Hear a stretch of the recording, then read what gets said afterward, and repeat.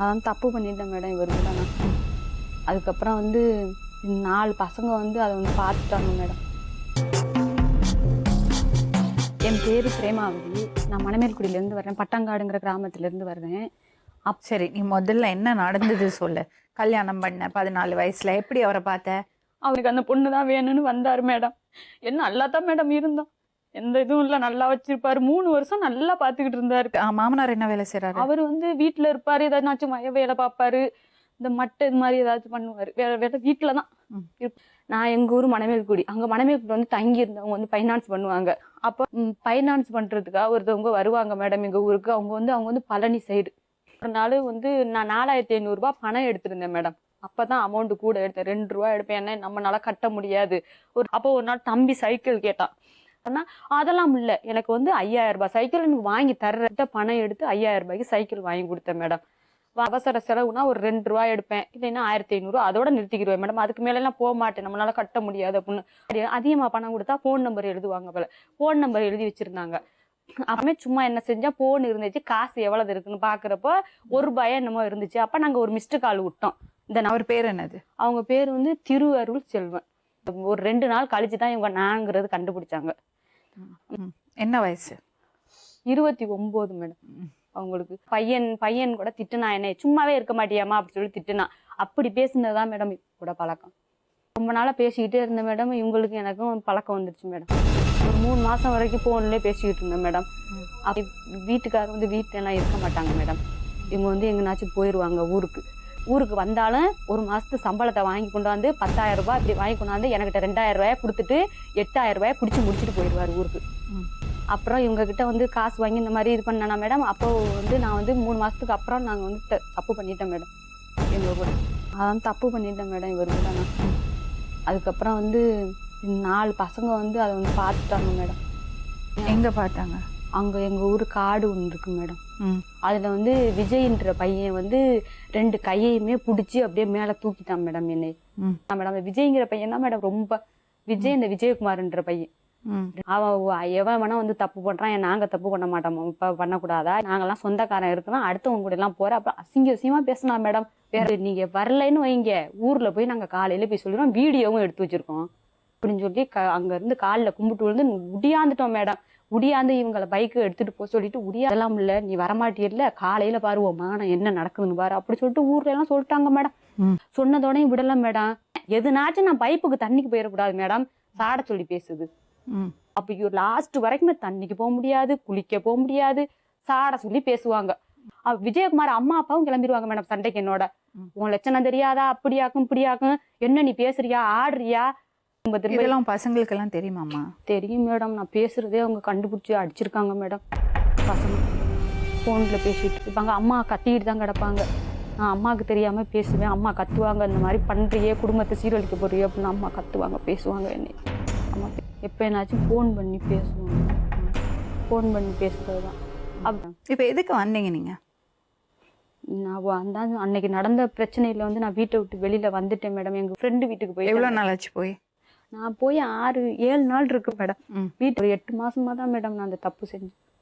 8 மாசம் இருக்கு மேடம். அப்புறம் ஓடி போனீங்க. அதுக்கப்புறோட அந்த பிரவீனா வீட்டுக்கு போயிட்டேன் மேடம். பிரவீனா வீட்டுல இருந்து நான் அன்னைக்கு கிளம்பிட்டேன் மேடம். இவங்களுக்கு போன் பண்ணேன் மேடம். எவங்களுக்கு? அந்த திருஅருள் செல்வனுக்கு போன். ஓயாம பிரச்சனை மேடம், அடிக்கடி பிரச்சனை. ரோட்ல வந்து நின்று சண்டை போடுறது, கட்டையை தூக்கிட்டு அடிக்க வர்றது, உன்னையும் கொல்லணும் அவனையும் கொல்லணும். அந்த விஜயகுமார்ன்ற பையன் தான் மேடம் அவங்க விஜய்ங்கிறவனை தூண்டி விட்டு அடிக்க சொல்றது எங்க 2 பேரையும்.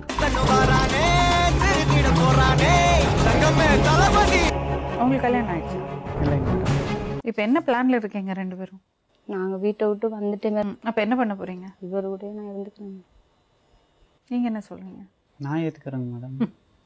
இந்த பெண்கள் வந்து உங்கள்ட்ட வந்து கடன் வாங்கும்போது நீங்க பெரிய ஹீரோவா தெரிவிங்க, அவங்க கஷ்டத்துக்கு நீங்க கடன் கொடுக்குறீங்க. அவங்க அக்காவே திட்டினாங்க மேடம். என்ன திட்டினாங்க? தம்பி நீ தான் கெடுத்துட்டேன். அவங்க இன்னொருத்தரோட மனைவி தெரியும்ல? தெரியும் மேடம். அப்ப எப்படி நீங்க 2 பேரும் கல்யாணம் பண்ணறது? அவங்க மீண்டும் மீண்டும் பிரச்சனை பண்றாங்க மேடம். என்னை அங்க இருக்க விடக்கூடாது. நான் மேடம் நான் வந்தது. அப்ப இந்த 4 பேர் அவங்க புருஷன்ட்ட போய் சொல்லலையா? அது வந்து அது என்னன்னு சொன்னாங்களா என்னன்னு தெரியல மேடம். சொல்லியிருந்தா இவங்க கேட்டுப்பாங்க, தண்ணி அடிப்பாங்க, கேட்டுப்பாங்க.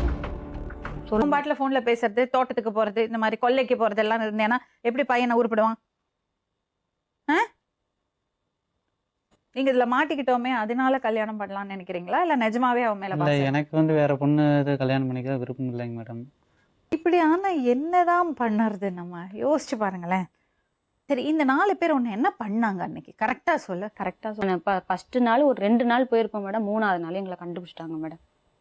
அடிச்சு செப்பலை எடுத்து என் மண்டையிலே போட்டு அடின்னு அடிச்சு உடம்பெல்லாம் அடிச்சான் மேடம். செருப்புல 2 கையையுமே இப்படி ஒத்த கையில சேர்த்தாப்புல பிடிச்சிக்கிட்டான். ஒத்த கையில சேர்த்தாப்புல பிடிச்சி இப்படியே மேலே தூக்கிட்டான் மேடம் என்னைய. நான் கேட்டேன், நீ வர்றியா வாடி, வேற மாதிரி அசிங்கமா கேட்டான் மேடம். இவங்ககிட்ட கேளுங்களேன், வர்றியா என்ன சொல்ற, வாடி வந்து என்கிட்ட. நீ நான் தான்ப்பா தப்பு, என்னை அடிங்க, என்ன அப்ப நீ என்ன வேணாலும் செய்யுங்க அப்படின்னு சொன்னேன். இவங்க வந்து என்னை வந்து விட்டுருங்க அப்படின்னு சொல்கிறாங்க. அப்போ அவங்களோட நீங்கள் இப்போவே வந்து எங்களோட வந்து அடிக்காதீங்க, அவங்கள அடிக்காதீங்க. எனக்கு சின்ன பசங்க தான் மேடம். 25 வயசு, 23 வயசு, 22 வயசு, ஒருத்தனுக்கு 20 வயசு மேடம். இந்த விஜயகுமார்ன்றவன், விஜய்ங்கிறவன், சதீஷ் 3 பேரும் தான் மேடம். ரொம்ப அப்போ நிறைய ட்ரிப் கூப்பிட்டுருக்காங்க, வரலைங்க மேடம். ஓ அப்படியா? ஆமாங்க. இப்ப நீங்க தப்பு பண்றீங்கன்னு அவங்க அடிக்கிறாங்க கை நீ, ஆனா உங்களை தப்பு பண்ணறதுக்கு உங்களை கூப்பிடுறாங்க. அப்ப இது என்னது? இது வாட் இஸ் திஸ்? சொன்னா விட்டுருவாங்க என்கிட்ட வந்து. என்னங்க பிரச்சனை? இந்த பையன் வந்து இப்போ லேட்டஸ்டா மாட்டினாள். இதுக்கு முன்னாடி வந்து ஒரு வாத்தியார். இந்த பிரச்சனை எப்ப ஆரம்பிச்சது? என்ன மேடம்? இவ உங்களை வெளியே அனுப்பிச்சு கேளுங்க மேடம். போறதுக்கு அது வந்து 7 வருஷமா அது இந்த மாதிரி நடந்துட்டு இருந்திருக்கு மேடம். முன்னாடி நம்ம மணமக்குள்ள வந்து இப்ப இந்த பையனுக்கு முன்னாடி ஒரு கவரிங் கடை ஒன்று இருக்கு. அப்படின்னா அவங்கள்ட்ட முன்னத்து போய் எல்லாருமே கேட்டாச்சு. கேட்டால் அவரும் ஒத்துக்கிட்டாரு. நான் சரி, அவரே வீட்டுக்கு வந்திருக்காரு. தப்பு எவ்வளோ இருக்குன்னு இப்போ தான் மேடம் எல்லாம் எனக்கு தெரியுது. எப்படின்னா நான் ஏதாவது கேட்டேன்னா அந்த காய்ச்சல் பறக்கிற மாதிரி ஓடிடுறது. அவங்க ஹஸ்பண்ட் அண்ட் ஒய்ஃப் அவங்களுக்குள்ள பல பிரச்சனை இருக்கும். நீங்க உள்ள இன்டர்ஃபியர் பண்ணாதீங்க ப்ளீஸ். கூட்டிட்டு போய் என்ன கொண்டு வாங்க மேடம். நானும் போகலாம். அதுக்கு தான் போக மாட்டேன்னு சொல்றா. நீங்க தப்பிக்கிறதுக்கான ஒரு ஆயுதம் தான். அப்படி இல்லைங்க மேடம், எனக்கு நம்பிக்கை இருக்குங்க மேடம். அவர் சின்ன பிள்ளையா இருக்கும்போது கூட்டிட்டு போய் 15 வருஷம் குடும்பம் பண்ணியிருக்காரு. அவருக்கு தெரியறத விட உங்களுக்கு தெரிய போறது? தம்பி, நான் சொல்றதுக்கெல்லாம் உன்னால சமாளிக்க முடியாது. இதை அதனால விட்டு இருக்க முடியாது. எங்க ஊருக்கே நான் போகல மேடம். தலைமை வந்துட்டாரு வாழ்க்கை கொடுக்கறது. ஹலோ, இந்த பையன் வந்து ஒரு பொண்ணோட தொடர்பாகி ஒரு பிரச்சனையில இருக்காரு, தெரியுங்களா? சொன்னாங்க மேடம், வர முடியல. நாங்க அந்த பொண்ணுகிட்ட பேசிக்கிறோம். நீங்க பையனை நல்ல வார்த்தை சொல்லி கொஞ்சம் பாத்துங்க, அவருக்கு நல்லபடியா ஒரு கல்யாணம் பண்ணி வச்சிடுங்க. பேசுங்க உங்க பாட்ட. எனக்கு கல்யாணம் வேண்டாம்ப்பா. சரி, இப்ப கல்யாணம் வேண்டாம், கொஞ்சம் கழிச்சு பண்ணிக்கலாம்.